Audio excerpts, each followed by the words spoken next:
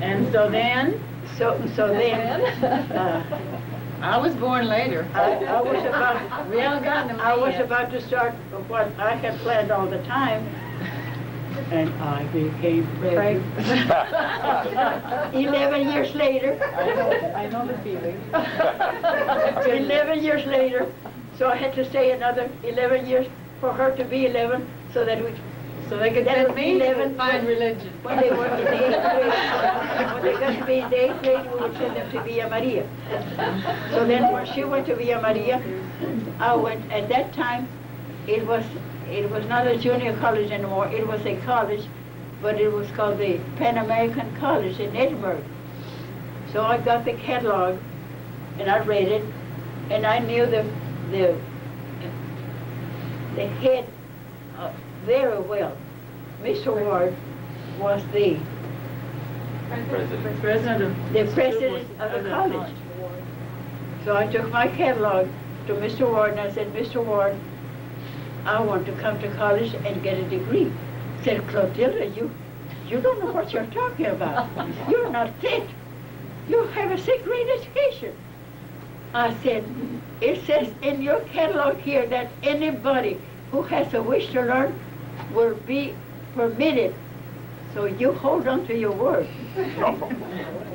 So he said, well, in that case, I guess I will. But I will tell you something, Clotilde. The very first time that you get a low grade, we will politely tell you, go home and go to your club meetings and go to your and forget about a college degree. I said, well, thank you, but I was going to be very careful. I took the courses that I avoided math like murder. But then I took all the courses that I knew I was good at. Anything that had to do with the classic I was writing, I was good at.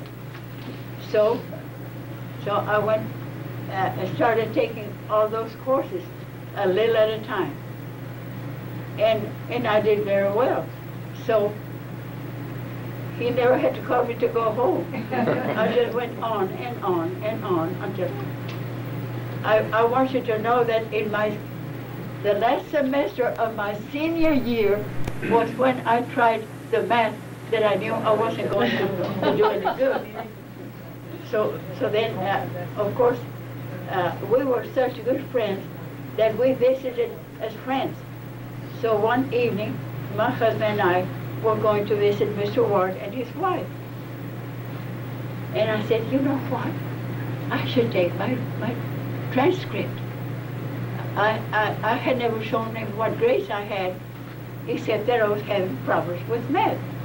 I had to graduate. I had all the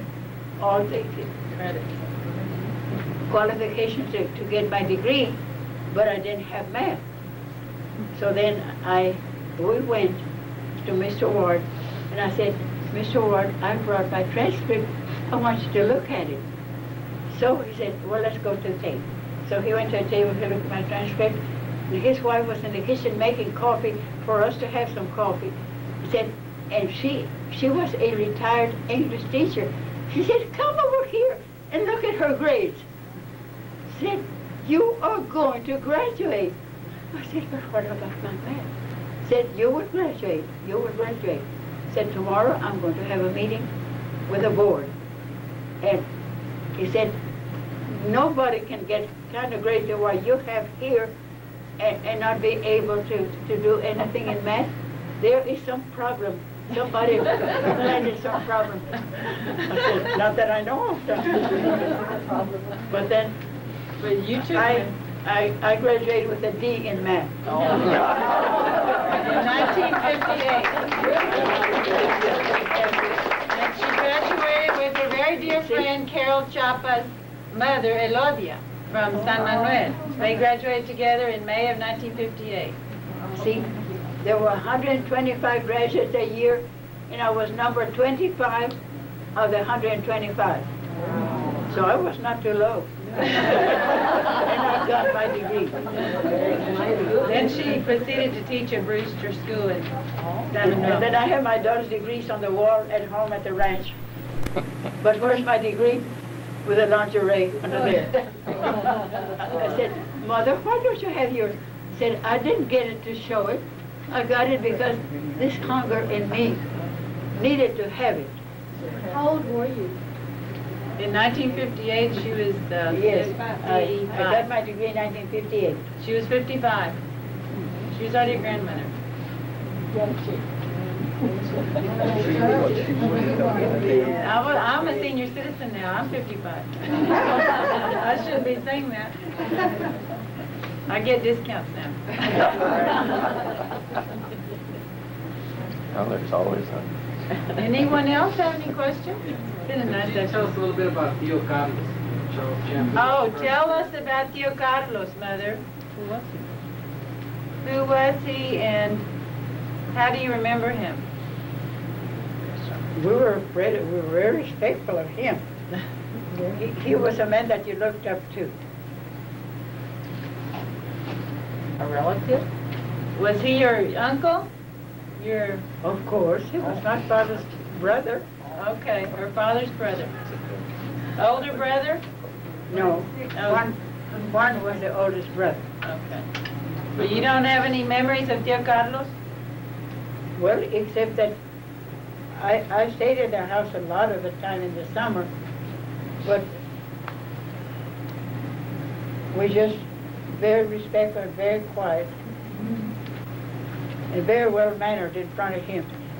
We'd cut up when we were behind his back. Whew, Bertha and I would have fun.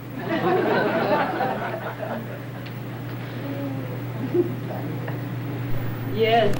Did she ever live in Brownsville? Did you live in Brownsville? I never did. I visited Tia Teresa's. Well, we have fond memories of going to visit Tia Petra and Tia Teresa and Tia Maria when I was little. She mentioned Bertha. Who is Bertha? Bertha, Oh, you see, Tio Carlos had two daughters. Bertha's daughter is here, Mother. Right there.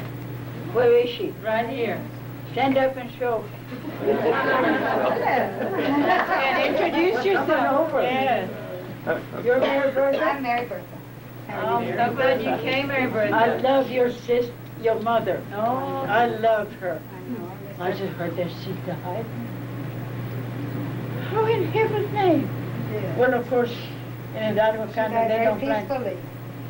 Now, we were all around her, all her children.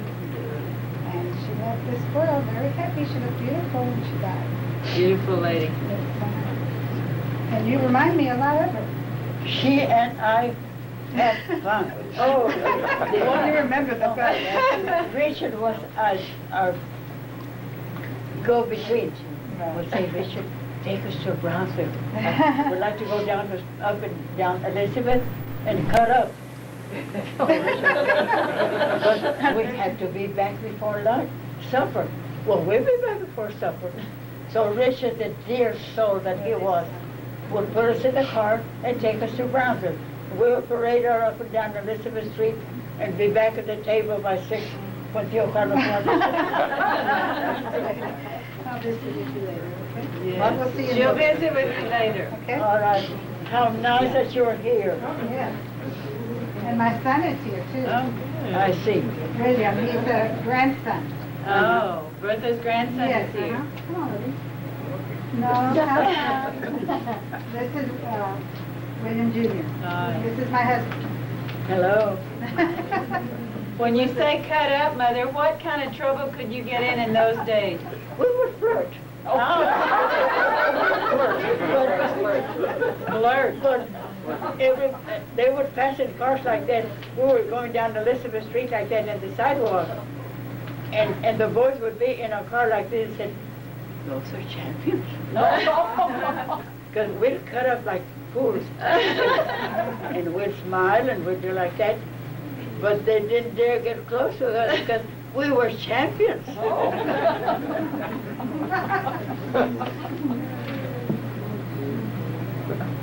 So tell us about her courtship with Don Galileo. How about your courtship with Daddy? How many years did you court? How did you meet him? How did you meet him? There were two houses that were alike. We rented one here, and the other one was here. It was during the First World War. In Edinburgh. In Edinburgh.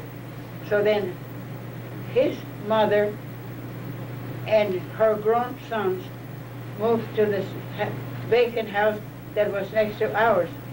So here comes this lady with sons galore.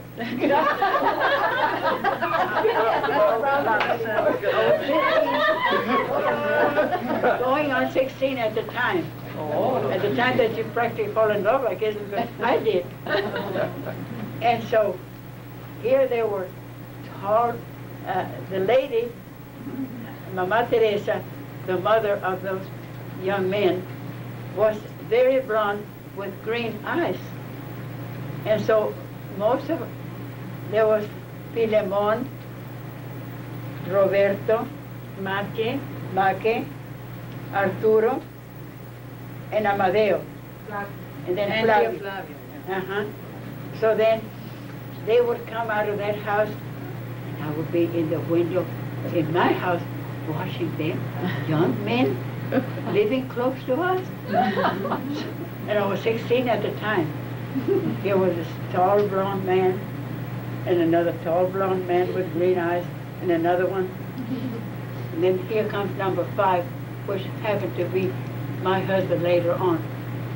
Stooped, dark, tall and skinny, a sorry-looking specimen. But of all those tall, blonde, green-eyed ones, I didn't have any use for them. I fell for that one. He weighed about 125 and he was 6'3". Yes. Tall and lanky. And he had tried to start the motor for his brother Philemon and broke his arm, so he had his arm in a sling like that. But sling and all, I fell for him the minute I saw him. And how long before you married him? My father would not allow me.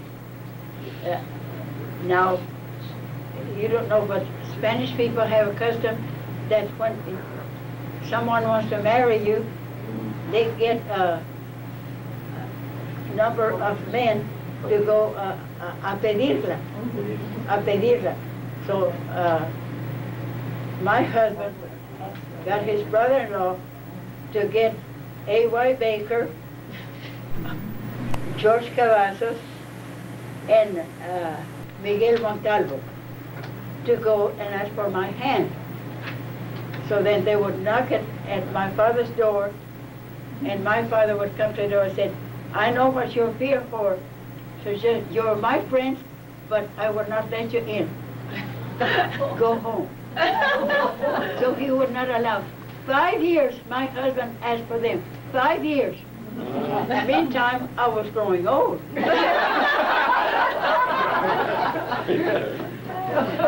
So on the year that I was 25 and he was 28, he told his sister, now, he had 2 sisters, and one was a nun at Villa Maria. The other one was married to Miguel Chapa. Who was Carol's grandmother, Adelina. So then he said, I am 28, I'm going to be 28, and she's 25, and we've been wanting to get married for 15 years. What do you say? I want to elope. And all his aunts and his uncles and his sisters said, by all means, elope. So then he called me on the phone. I was teaching at the time. He called me on the phone, and we made arrangements that way. So on September 19th, with everybody's, all his family, brothers and sisters and uncles and aunts were in favor of our elopement. But not your father. Your father? Not my father.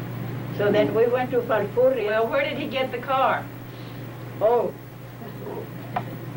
my husband had a Ford, and he said, if we go to the Ford, everybody will know that he has a girl with him, and that's Mr. Champion's daughter. So they'll rush to the courthouse and tell Mr. Champion that their daughter is going off. So then Miguel had gotten a little Miguel Chapa. Miguel Chapa had done a Chevrolet Roadster. In those days, they called them Roadsters. And he said, Amadeo, take the boy's car, the Roadster, and you go to Calfuris and get married. In that car, nobody will know who you are. So we got the Chevrolet Roadster, and everybody was in the store.